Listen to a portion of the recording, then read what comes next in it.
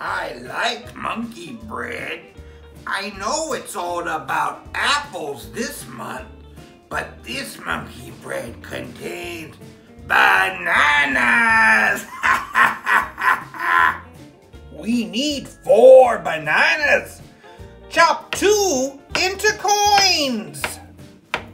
Put those in the bottom of a greased buns pan. Chop other 2 bananas into half coins. You need to put cinnamon sugar in bowl. We need jumbo biscuits.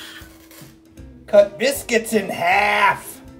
Flatten it, add banana and chocolate chips, and fold.